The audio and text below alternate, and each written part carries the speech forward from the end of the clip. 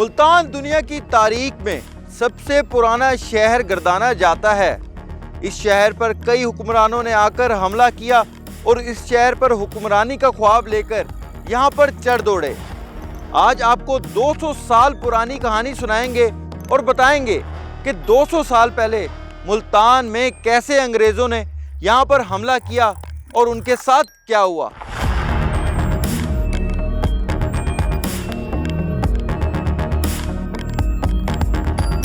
(1848) में east India company ने बड़े सगीर पर मुकम्मल कब्जा कर लिया था और उस वक्त तिजारती हवाले से मुल्तान यहाँ का मरकज समझा जाता था।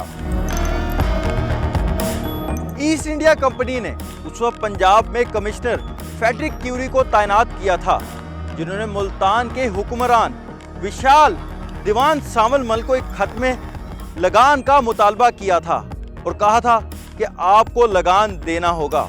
कहा जाता है कि ईस्ट इंडिया कंपनी के 2 एलची अनस और एंड्रोसन लगान का पैगाम लेके विशाल सामल मल के पास यहाँ पर आए थे, जिनको विशाल सामल मल ने मरवा दिया था।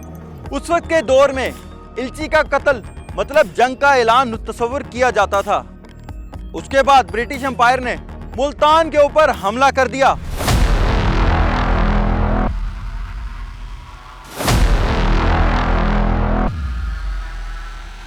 विशाल सामल मल और अंग्रेजों के दरमियान होने वाली जंग के बाद बहुत से अंग्रेजों के जर्नैलों और सिपाहियों को मुल्तान के इस तारीखी कब्रिस्तान में दफनाया गया था, जिसको गोरा कब्रिस्तान कहा जाता है और ये तकरीबन 200 साल पुराना है।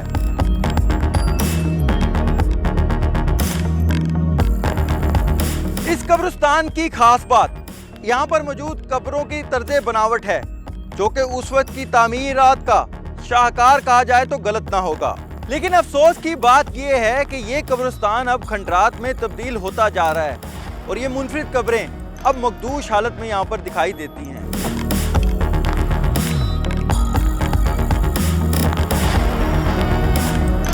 अगर इस तारीखी कब्रिस्तान की हिफाजत की जाए तो हमारी आने वाली नस्लें भी जान सकेंगी कि 1857 में होने वाली जंग का आखिर अंजाम क्या हुआ था।